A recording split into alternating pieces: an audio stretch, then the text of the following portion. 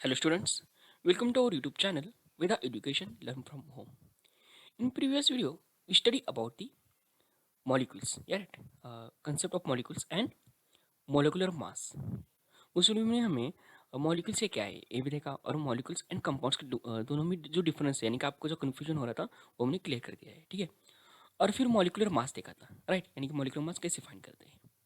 Okay, now in this video we have to study about the concept of mole. Okay, तो ठीक है, आज का वीडियो हम स्टार्ट करते हैं। So now here we have to try here. Just try this. Now see here. First one, that is weigh mass of single grains of tur dal, masoor dal, and chana dal on a balance. Now see here. Here we have to weigh a mass of single grain of tur dal, masoor dal, and chana dal. हमें यहाँ पर एक single grain लेना है, तुर दाल का, मसूर दाल का और चना दाल का, और उसका मास मेजर करना है with the help of yes balance, right, mass balance, right.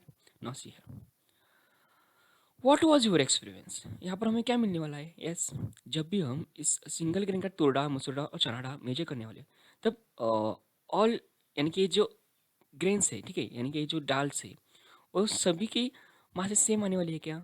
Yes, yes, हमें पता है चनाडा कैसा होता है थोड़ा, यस, तो इसका मास यानी कि तीनों का मास डिफरेंट रहेगा, राइट।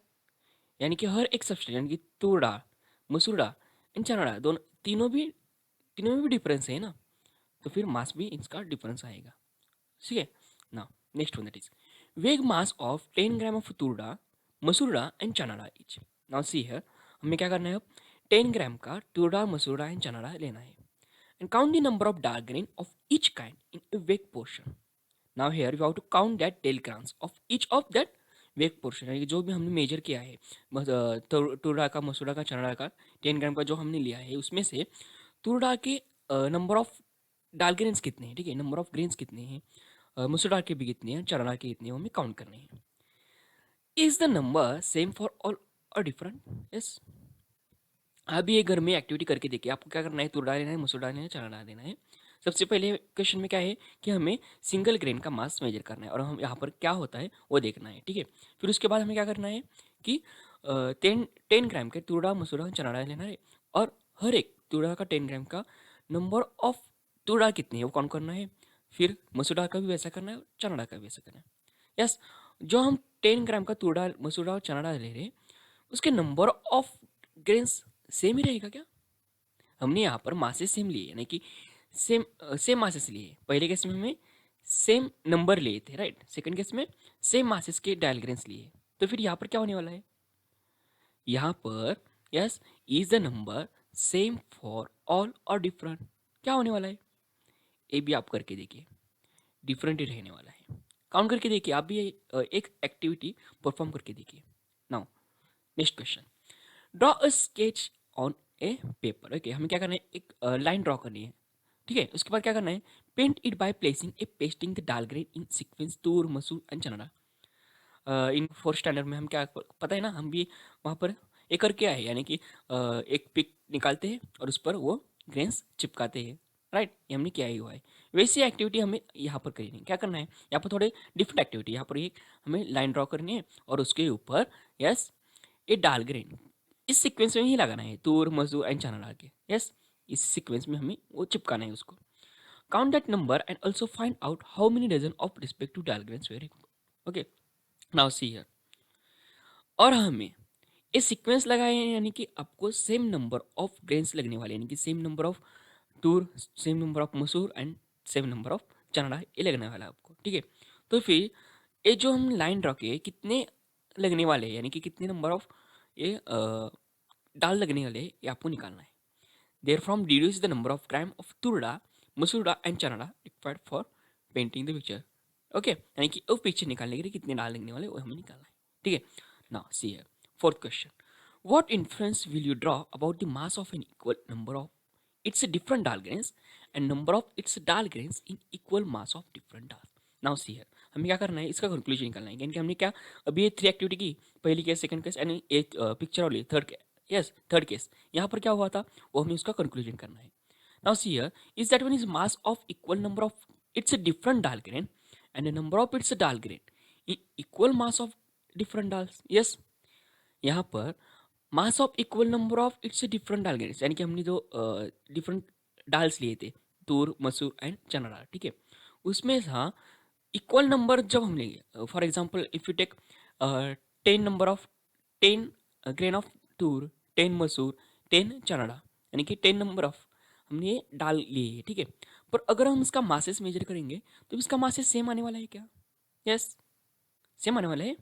ये भी एक्टिविटी आप करके देख ले, सेम नहीं आने वाला, क्योंकि हर एक सब्सटेंस एक डिफरेंस, यानी कि तुर दाल अलग है, मसूर दाल अलग है और चना दाल अलग अलग है, उसके प्रॉपर्टीज भी अलग अलग होंगे, यानी कि उसके मास भी अलग अलग होंगे, ठीक है। Now see here, if number of its dal grain in equal mass of different dals, now see here, number of its dal grains in equal mass of different dal, अब यहाँ पर हमें जो सेकंड केस में हमने देखा था, same mass के हमने डाल दिए थे, राइट, पर वहाँ पर नंबर ऑफ ग्रेन्स इक्वल रहने वाले हैं क्या? यस, इक्वल रहने वाले नहीं, वहाँ पर भी इक्वल नहीं रहने वाले, यानी कि हमें एक रिलेशन मिला है, नंबर ऑफ, यस, नंबर और मास में से हमें एक रिलेशन मिला हुआ है, ठीक है, वही हमने आगे देखना है। तो फिर और के, can you tell, now see here, is it possible to weigh mass of one molecule using a weighing balance? Is that means possible? Yes, हमें यहाँ पर एक सिंगल मॉलिक्यूल का मास मेजर करना है, इज दैट मीन्स पॉसिबल? जरा thought करके देखो, ठीक है। Now, will the number of molecules be the same in equal quantities of different substances? Yes. Will the number of molecules, will the number of molecules be the same in equal quantities of different substances? Yes. ये number of molecules same रहने वाले हैं क्या? जब भी हम equal quantities लेने वाले हैं, right, equal quantity equal masses लो, ठीक है, इक्वल मासेस के हमने सब्सटेंस लेने वाले हैं, ठीक है, तो फिर इसके नंबर ऑफ मॉलिक्यूल्स इक्वल रहने वाले हैं क्या उस केस में? यस। नाउ सी है, अगर हम फॉर एग्जांपल यहाँ पर देखो, अगर हम हाइड्रोजन, ठीक है, हाइड्रोजन के और ऑक्सीजन के मॉलिक्यूल लेते हैं, ठीक है, हाइड्रोजन एंड ऑक्सीजन के मॉलिक्यूल हमने लिए, ठीक है, एक क्या किया हमने, एक बॉटल में उसको रखा हुआ है, सेम ऐसी ऑक्सीजन को भी हमने एक ऑक्सीजन के मॉलिक्यूल्स हमने इस सेम बॉटल के रखा है, और इसका मास इक्वल है, इसका भी मास इक्वल है और इसका भी मास इक्वल है, ठीक है, इसका भी मास इक्वल है और इसका भी मास इक्वल है, तो फिर इस केस में नंबर ऑफ मॉलिक्यूल सेम रहने वाले हैं क्या? यस, इस केस में नंबर ऑफ मॉलिक्यूल सेम रहने वाले हैं, हमने मास सेम लिया है, ठीक है, मास कैसा है? सेम है, ओके, मास सेम है, तो फिर यहाँ पर नंबर ऑफ मॉलिक्यूल सेम रहने वाले हैं। यस, हमें पता है हाइड्रोजन का मास कितना रहता है, एक सिंगल एटम का हाइड्रोजन का मास 1 रहता है, सिंगल ऑक्सीजन का 16 रहता है, राइट, यानी कि कितना? Yes, 16 times, yes, hydrogen atom का मास 16 टाइम्स है ना ऑक्सीजन का, राइट, ये देखो ऑक्सीजन का 16 है, राइट, यानी कि इक्वल मास होना है आपको, अगर इक्वल मासेस होना है तो हाइड्रोजन हमें कितनी लगने वाला है?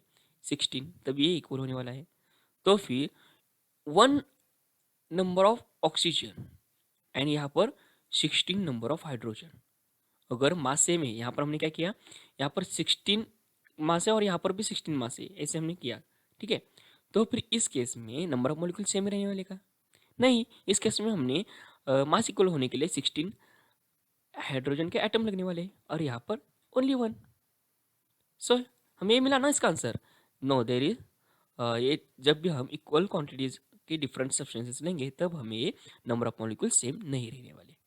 Now if you want equal number of molecules of different substances, will it work to take equal masses of those substances? ये सेम क्वेश्चन है यहाँ पर, ये देखो, if you want equal number of molecules, अब मुझे क्या करना है, इक्वल नंबर के मॉलिक्यूल चाहिए, इक्वल नंबर के मॉलिक्यूल चाहिए ऑफ डिफरेंट सब्सटेंसेस, ठीक है, will it work to take equal masses of दो सब्सटेंस?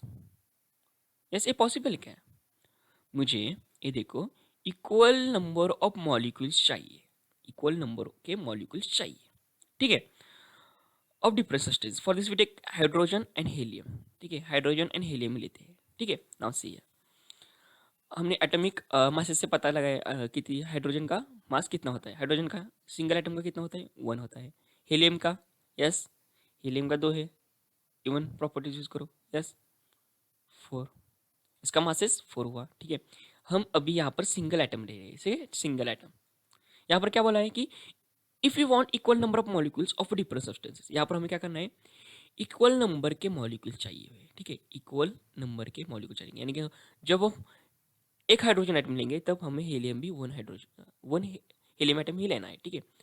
इस केस में is this one is possible, यानी कि मास इज इक्वल, यस, ले सकते कम नहीं, क्योंकि यहाँ पर जब एक हाइड्रोजन एटम हम ले रहे हैं तो उसका मास वन आ रहा है, और सेम नंबर का हमें एटम लेना है, हीलियम का भी हमने वन लिया, ठीक है, इसका मास फोर आया है, this one is not possible, right ना, ये भी पॉसिबल नहीं है।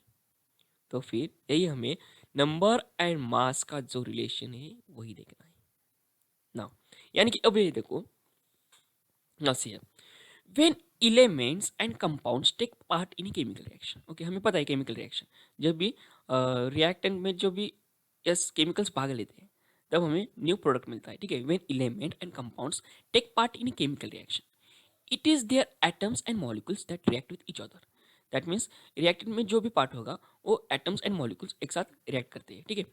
And therefore it is necessary to know the number of their atoms and molecules, यहाँ पर हमें नंबर ऑफ एटम्स यस पता है ना, जरूर होता है, यानी कि ये देखो, जब भी हम केमिकल रिएक्शन देते हैं, ठीक है, हम कार्बन का एंड ऑक्सीजन का रिएक्शन देते हैं, यहाँ पर कार्बन लिया है सिंगल एंड ऑक्सीजन मॉलिक्यूल लिया है, ठीक है, तो क्या होने वाला है, यहाँ पर कार्बन डाइऑक्साइड फॉर्म होने वाला है, ठीक है, कार्बन डाइऑक्साइड फॉर्म होने वाला है। यहाँ पर देखो कार्बन के कितने एटम है, वन एटम है, ऑक्सीजन के कितने एटम है, टू एटम है, सेम है रिएक्शन प्रोडक्ट में देखो, कार्बन के वन है, ऑक्सीजन के टू है।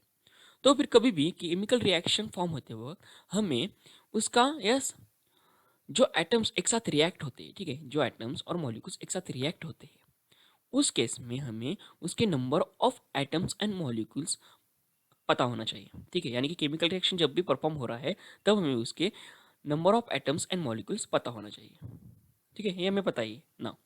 सी है, however while carrying out a chemical reaction it is convenient to measure out quantities that can be handled instead of counting the number of atoms and molecules. Now see here, while carrying out chemical reaction, कि carbon dioxide जो chemical reaction हो रही है, ठीक है, it is convenient to measure out quantities that can be handed instead of counting the number of atoms and molecules. Now see है, ये जो नंबर हम काउंट कर रहे हैं, यानी कि रिएक्टेंट में कितने एटम्स हैं, मॉलिक्यूल्स में, यहाँ पर जो कार्बन डाइऑक्साइड फॉर्म हो रहा है उसमें जो एटम्स है कि उसके नंबर कितने हैं वो हमें काउंट करना है, ठीक है, right.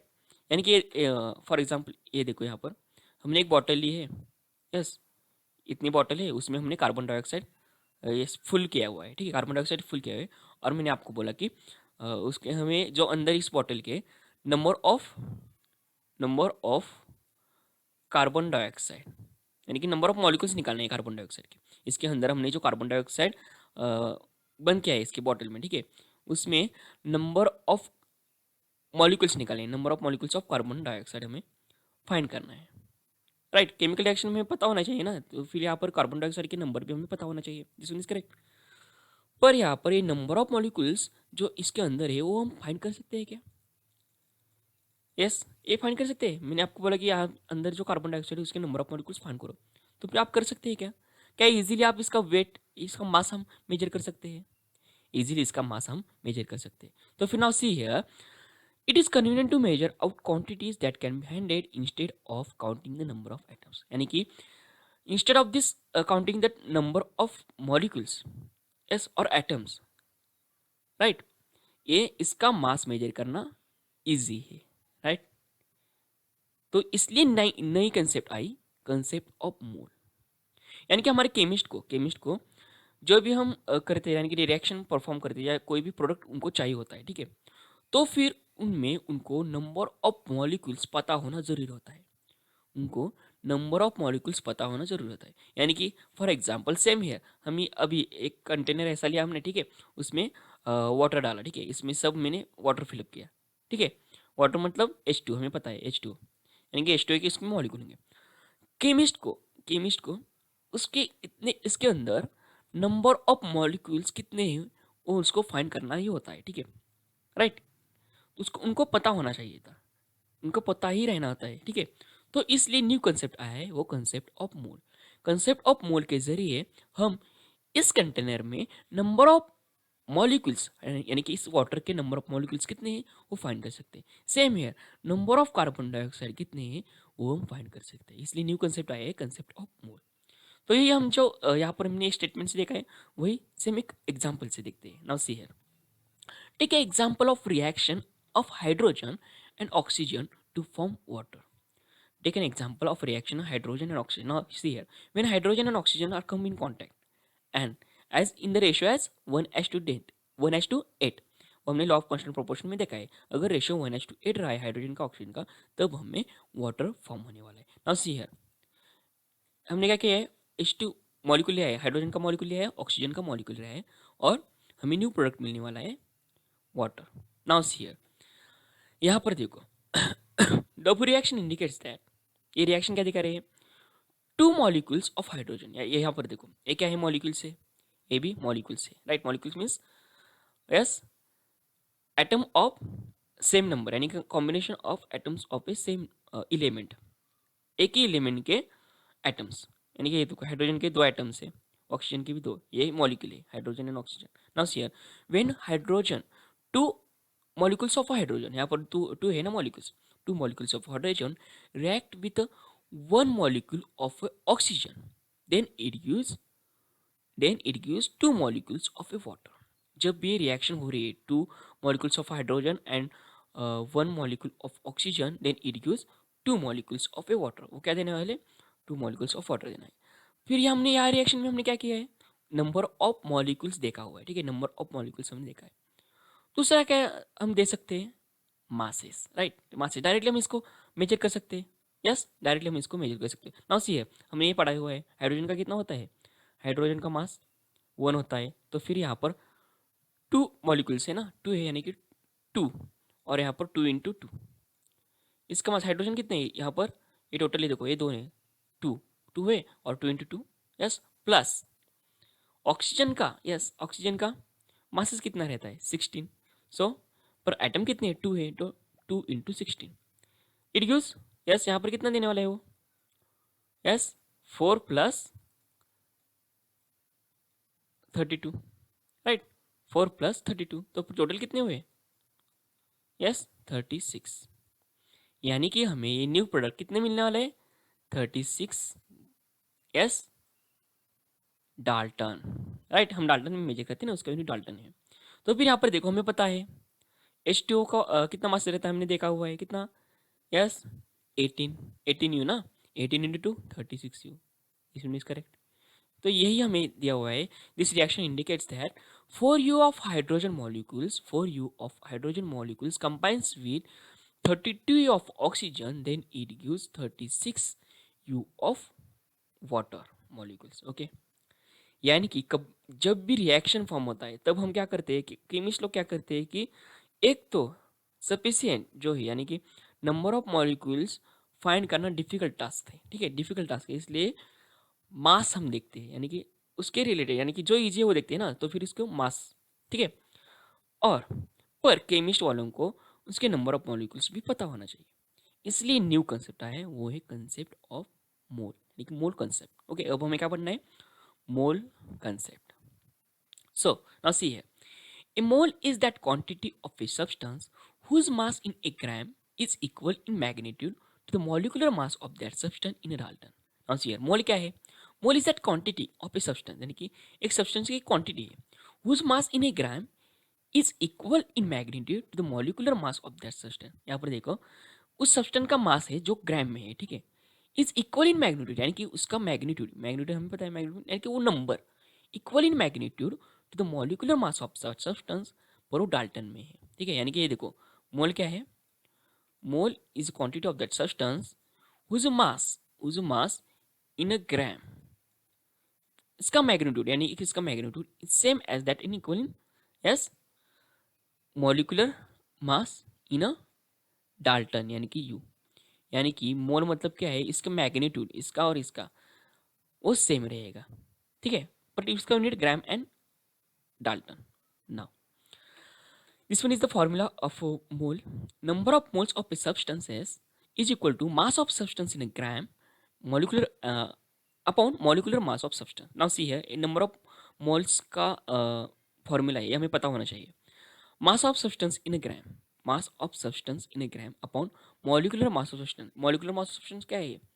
Molecular mass of substance is nothing but the, वो फॉर्मूला जो हम निकालते हैं ना, उसका मॉलिकुलर मास है, ठीक है। यानी कि हमने इसके पहले वीडियो में हमने मॉलिकुलर मास कैसे निकालना है हमने देखा हुआ है ना। तो फिर यहाँ पर वन मोल कब आ सकता है? यहाँ पर नंबर ऑफ मोल का फॉर्मूला है, तो यहाँ पर वन मोल कब आ सकता है? जब जब इस न्यूमरेटर में जो वैल्यू है, इसके न्यूमरेटर में जो वैल्यू है और डिनोमिनेटर में जो वैल्यू है, यानी कि उसका मैग्नीट्यूड है, वो कैसा रहेगा?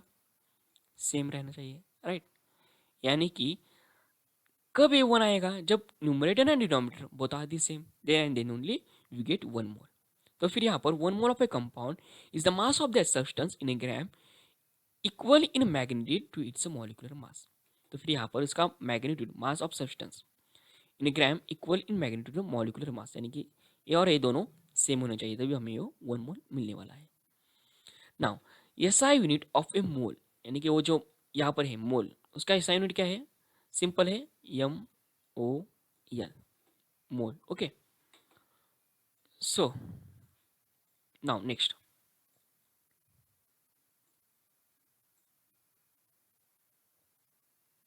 One mole. यहाँ पर देखो one mole, the mass of one mole of a substance is equal to its relative atomic mass और मॉलिकुलर मास इन ग्राम। यानी कि जब भी हम मोल के भाषा में बोलने वाले, जब भी हम वन मोल मोल बोलेंगे, तब क्या होगा?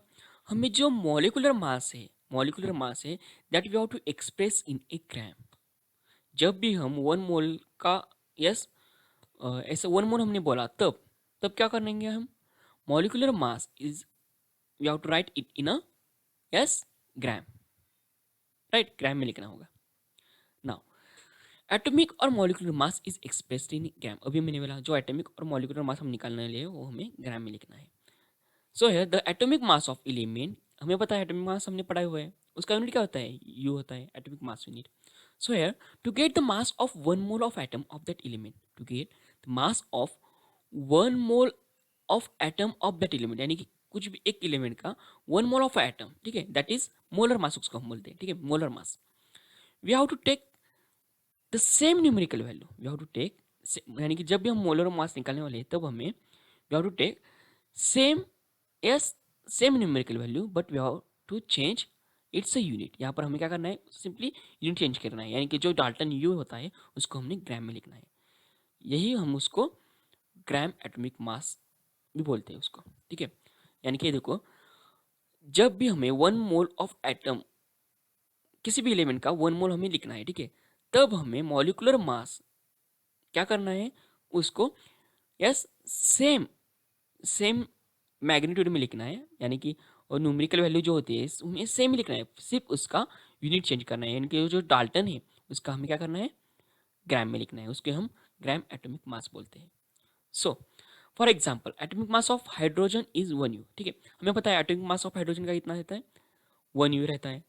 अब मैं ग्राम एटॉमिक मास मुझे चाहिए, तो हम कैसे लिखेंगे उसको? Simply we have to write one, simply here we have to write one and we have to change the unit, one gram.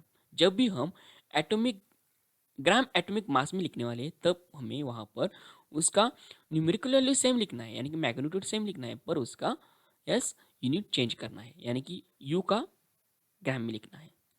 So gram atomic mass of hydrogen is equal to 1 g and 1 u hydrogen has only one atom of hydrogen. यानी कि जो 1 u मैं बोल रहा हूँ, ठीक है, वो किसका है? वन सिंगल एटम का है, right. Now 1 gram hydrogen has one mole atom, so here we get 1 gram of hydrogen has 1 mole of atom। एक मोल का हाइड्रोजन में एक मोल एटम्स रहते हैं, ठीक है।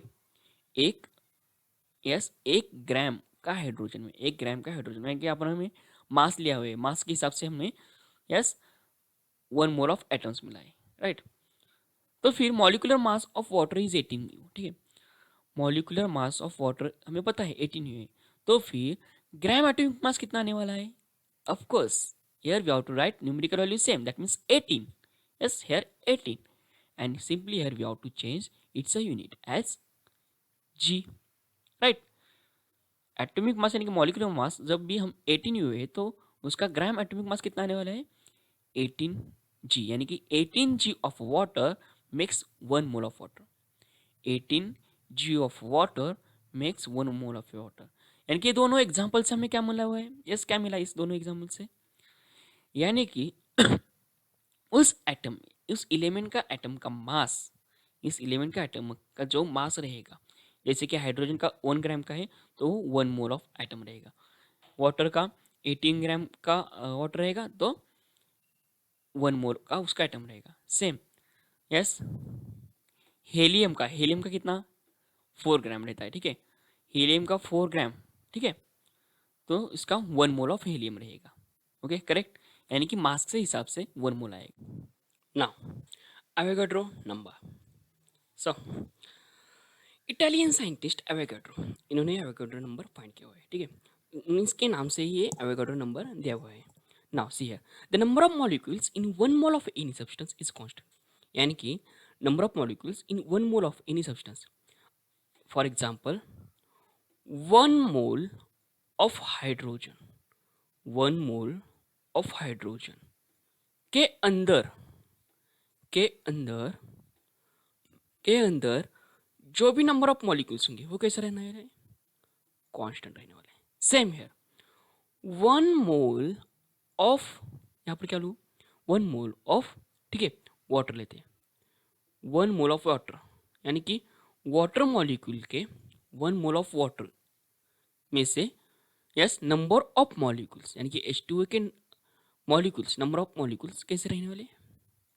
कांस्टेंट, राइट, यानी कि 1 मोल यानी कि उसके number of, yes, molecules same ही रहने वाले हैं कि हाइड्रोजन का भी उतना ही, वाटर का भी उतना ही। जैसे कि हम बोलते हैं ना 1 डजन में 12 यूनिट, वैसा ही है 1 मोल ऑफ हाइड्रोजन, वो भी उसका नंबर ऑफ मॉलिक्यूल सेम रहेगा, 1 मोल का वाटर का भी नंबर ऑफ मॉलिक्यूल्स सेम ही रहने वाला है। वही हम देखते हैं। Now see here, Avogadro number is denoted by this one, capital N and it suffix A.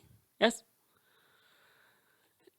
Later scientists demonstrated experimentally that value of Avogadro number, ये जो मैं कांस्टेंट बोल रहा हूँ ना, ये कांस्टेंट, वो उसका वैल्यू कितना है? 6.022 इंटू 10⁻23। यानी कि एवोगाड्रो नंबर यस कितना है? 6.022 इंटू 10⁻23। यानी कि 1 मोल ऑफ हाइड्रोजन में 6.022 इंटू 10⁻23 मॉलिक्यूल्स रहने वाले हैं। Same here 1 mole of a water में यस 6.022 इंटू 10⁻23 मॉलिक्यूल्स रहने वाले, ठीक है। Now A 1 mole of any substance, 1 mole of any substance stands for 6.022 into 10⁻23 molecule. यानी कि एक फिक्स कर लो, 1 मोल मीन्स 6.022 इंटू 10⁻23 मॉलिक्यूल्स। सो एक डेली लाइफ का हम एग्जाम्पल लेते हैं। यहाँ पर देखो 1 डजन बनाना हमें पता है कितने रहते हैं, उसको 12 बनाना रहते हैं, यानी कि 1 dozen means 12 unit, right. Same here 1 dozen means 12 units, यानी कि 1 डजन ऑफ बनाना में 12 बनाना रहते हैं। Now see here 144 notebook makes 1 gross of notebook. यानी कि जब भी हम 1 ग्रॉस बोलते हैं, जब भी हम 1 ग्रॉस बोलते हैं तो उसकी क्वांटिटी कितने थे? 144, राइट। डजन की 1 डजन की 12, 1 ग्रॉस की 144। ओके, हमने फिक्स किया है कि 1 ग्रॉस का कुछ भी लो, नोटबुक लो या पेंसिल लो, कुछ भी लो, 1 ग्रॉस मतलब 144, राइट, 144। सेम है 1 mole of a water, 1 mole water, ठीक है, 1 mole of water is equal to 6.022 into 10⁻23 molecule. अगर ये 1 मोल का वाटर है, अगर ये 1 मोल का वाटर है तो इसमें नंबर ऑफ मॉलिक्यूल्स कितने रहने वाले हैं? 6.022 इंटू 10⁻23। जैसे कि यहाँ पर 1 डजन बनाना मतलब उसमें 12 बनाना रहने वाले। सेम है 1 मोल ऑफ ए वाटर, यानी कि उसमें 6.022 इंटू 10⁻23 मॉलिक्यूल्स ही रहने वाले हैं। नाउ सी है 1 मोल कॉमन सॉल्ट, यहाँ पर भी 1 मोल कॉमन सॉल्ट, राइट, 1 मोल यानी कि 6.022 इंटू 10⁻23 मॉलिक्यूल्स, ये फिक्स ही रहने वाला है। जैसे कि मैंने अभी नोटबुक में बोला 1 ग्रॉस यानी कि 144, वैसा भी 1 मोल कौन सा भी कौन सा भी सब्सटेंस लो, यस, कौन सा भी सब्सटेंस लो, वाटर लो, NaCl लो, कौन सा भी सब्सटेंस लो, ठीक है, H2SO4, कौन सा भी लो, उसमें नंबर ऑफ मॉलिक्यूल्स सेम ही फिक्स ही रहने वाले। कौन से कितने? 6.022 इंटू 10⁻23, यानी कि एवोगाड्रो नंबर, ठीक है, ये इटालियन साइंटिस्ट ने बताया है, ठीक है। नाउ सी है here we have to find the how many molecules are there in 66 gram of carbon dioxide. ठीक है, सी है, हमें क्या करना है, नंबर ऑफ मॉलिक्यूल्स निकालना है। यहाँ पर दिया हुआ है 66 ग्राम का कार्बन डाइऑक्साइड है। ठीक है, अब ये देखो सेम ईयर मैं एक कंटेनर लेता हूँ। ठीक है, एक कंटेनर लेता हूँ, यहाँ पर ये देखो मैंने क्या किया है, 66 ग्राम का कार्बन डाइऑक्साइड लिया है। ये देखो ये जो भी मैंने कार्बन डाइऑक्साइड यहाँ पर फिल किया है। ठीक है, यहाँ पर आइटम्स होंगे कार्बन डाइऑक्साइड के। ठीक है, मॉलिक्यूल्स, कार्बन डाइऑक्साइड मॉलिक्यूल्स। ठहरो जरा, इरेज करता हूँ नाउ सी है। अब हमने क्या करें, एक कंटेनर लिया हुआ है। ठीक है, here we take one container, in that container yes we fix, यहाँ पर we fill this carbon dioxide. हमने क्या किया है, कार्बन डाइऑक्साइड यहाँ पर फिल किया है। ठीक है, कार्बन डाइऑक्साइड फिल किया है। इसका मास कितना है, 66 ग्राम ऑफ कार्बन डाइऑक्साइड मैंने यहाँ पर फिक्स कर दिया है। यानी कि कार्बन डाइऑक्साइड का मास यहाँ पर कितना है, 66 ग्राम। तो फिर यहाँ पर हमें नंबर ऑफ मॉलिक्यूल्स फाइंड करना है। अगर मैंने आपको बोला मैंने इसमें 66 ग्राम का कार्बन डाइऑक्साइड फिल किया है और आपको इसमें इस कंटेनर से number of molecule simply find करना है। ठीक है, यही क्वेश्चन है, कुछ नहीं, यही क्वेश्चन है। अगर हमने एक कंटेनर में 66 ग्राम का कार्बन डाइऑक्साइड यहाँ पर फिल कर दिया है, ठीक है, तो इसमें नंबर ऑफ मॉलिक्यूल्स कितने हैं, नंबर ऑफ मॉलिक्यूल कितने हैं वो हमें फाइंड करना है। इसमें कितने हैं वो हमें फाइंड करना है। इतना इजी क्वेश्चन है। ठीक है, कुछ नहीं है। हमने जो फॉर्मूला यूज़ किया था, यानी कि जो फॉर्मूला नंबर ऑफ मोल्स का है वही हमें यूज़ करना है। Number of moles is equal to as atomic mass in gram that is upon molecular mass as molecular mass. Now see here, in this type of question you have to write down first given. हमें जो given दिया है वो हमें सबसे पहले लिखना है। Now see here, mass of carbon dioxide कितना है, 66 ग्राम है। ठीक है, now we have to find, yes to find यहाँ पर लिखो क्या फाइंड करना है, number of molecules, number of molecules. Okay, number of molecules हमें फाइंड करना है।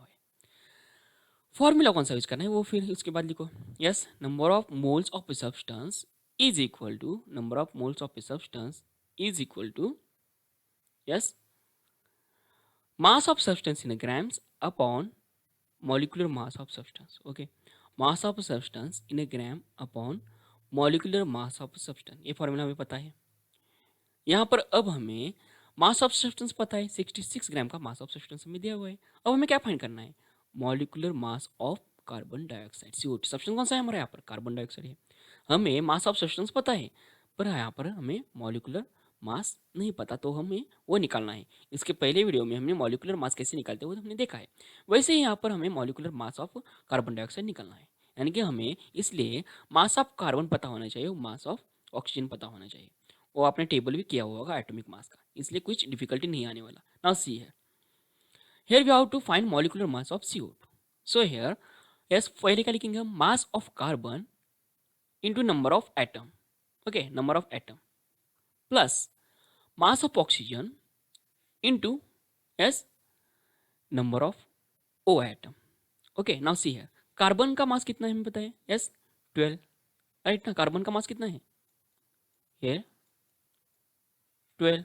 नंबर ऑफ एटम कितने हैं 1 plus mass of oxygen 16, number of O atoms कितने हैं, नंबर ऑफ ओ आइटम्स ऐसे यहाँ पर देखो 2 है ना, so here we have to write 2। Now 12 into 1 12 plus 16 into 2 32, so here 32 plus 12 44। Okay, 44 आया, this one is in, we have to write in ग्राम।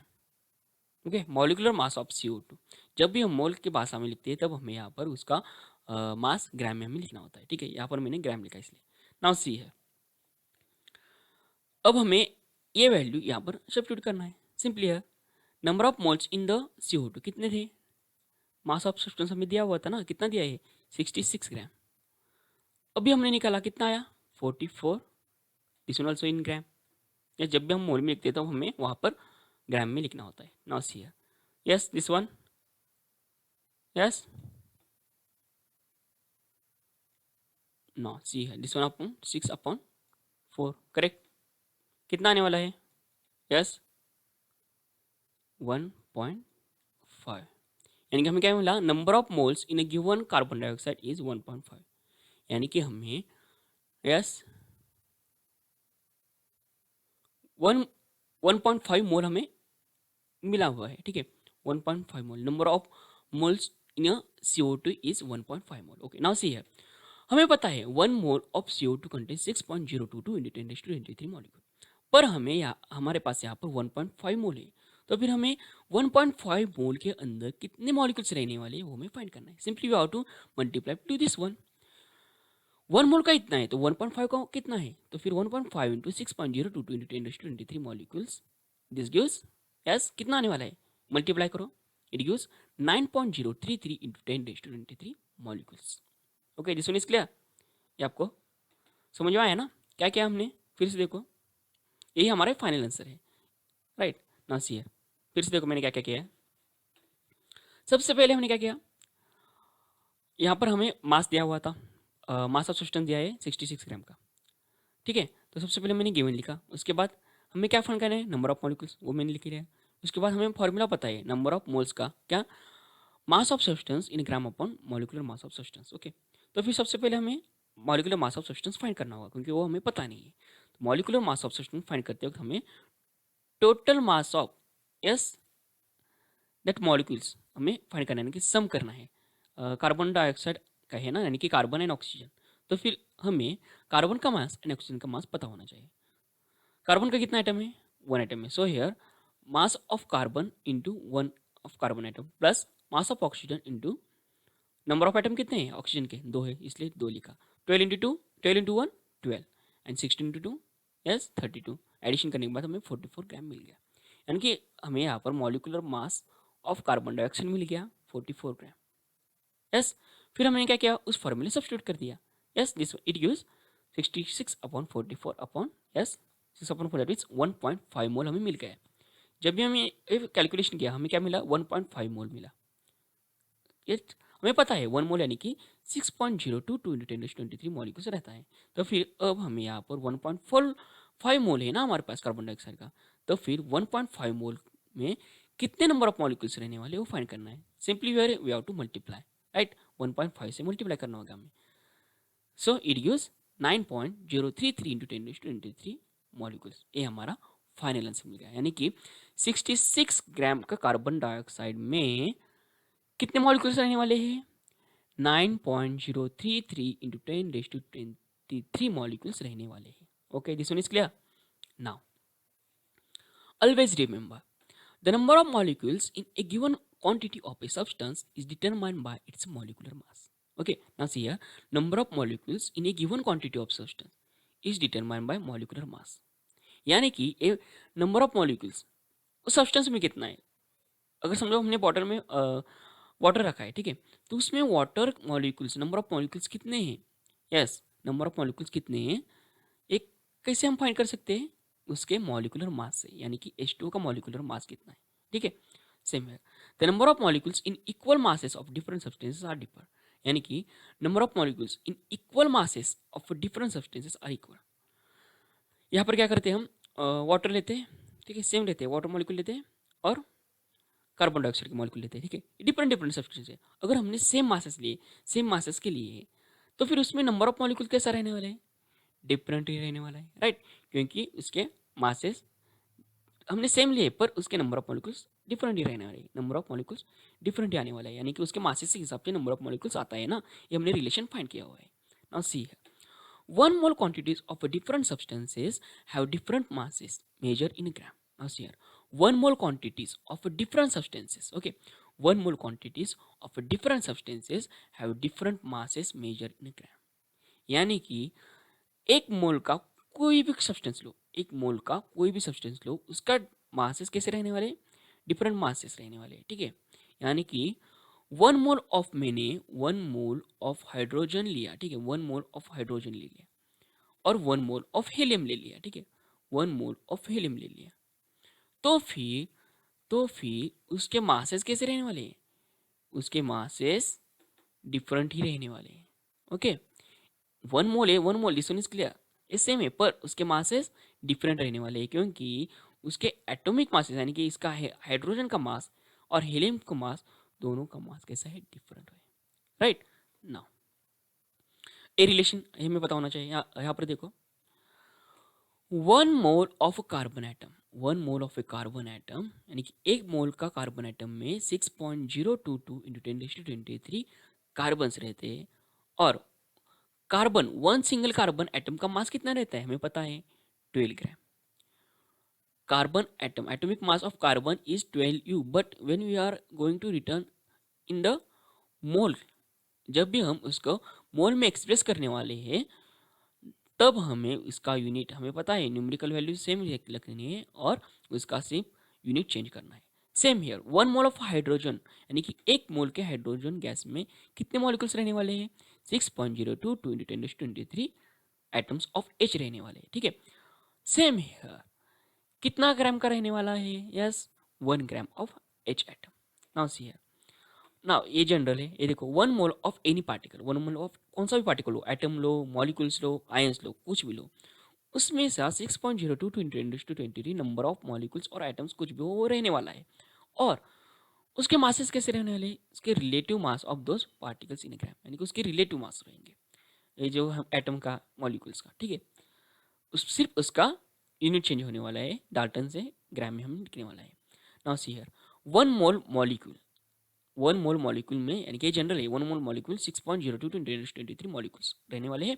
और मॉलिक्यूलर मास सिर्फ ये, यानी कि अगर हमने वाटर का 1 मोल ऑफ वाटर लिया तो उसमें मॉलिक्यूलर मास सिर्फ हमें वहाँ पर यस ग्राम में लिखना होगा, यानी कि 1 मोल बोल रहे हैं तो हमें यहाँ पर ग्राम में ही लिखना होगा, एटॉमिक मासेस में नहीं लिखना होगा। ठीक है, यही है, सिंपल है। यानी कि 1 डजन इज इक्वल टू 12, 12 उसमें क्वांटिटी रहते हैं। वैसा ही 1 मोल में एनी सब्सटेंस, कोई भी सब्सटेंस लो, उसमें 6.022 इंटू 10⁻23 मॉलिक्यूल्स ही रहने वाले हैं। Now it's time for assignment, assignment number 4। अब आपको ये असाइनमेंट सॉल्व करनी है। यहाँ पर मैंने 2 क्वेश्चन दिए हुए, how many molecules of a water are there in a 36 gram water, okay, and how many molecules of H2SO4 are there in a 49 gram sample. ठीक है, यहाँ पर भी सेम हमें जो कार्बन डाइऑक्साइड हमें एग्जाम्पल देखा है वैसे यहाँ पर सॉल्व करना है। क्या करना है, सबसे पहले given to find yes formula, then after that molecular mass, हमें पता ही नहीं है तो फिर मॉलिकुलर मास निकालना होगा। फिर उसके बाद हमें नंबर ऑफ मोल्स निकालना होगा। नंबर ऑफ मोल्स निकालने के बाद हमें पता है 1 मोल में 6.022 इंटू 10⁻23 मॉलिक्यूल्स रहते हैं। सिंपली उस पर वहाँ पर मल्टीप्लाई करना होगा, तब हमें नंबर ऑफ मॉलिक्यूल्स मिलने वाले हैं। ओके, तो फिर ये 2 क्वेश्चन आपको सॉल्व करने हैं, आप वो सॉल्व कर सकते हैं। ठीक है, अगर आपको कोई भी डिफ़िकल्टी आ गई, अगर आपको कोई भी डिफ़िकल्टी आ गई तो कोई बात नहीं, मैं इसके बाद एक असाइनमेंट यानी कि इसका आंसर ऑफ असाइनमेंट नंबर 4 का वीडियो भी मैं डाल दूंगा, पर आप एक खुद ही एग्जाम्पल सॉल्व कर दिए। ठीक है, चलो तब हम मिलते हैं अपने अगली वीडियो में। बाय।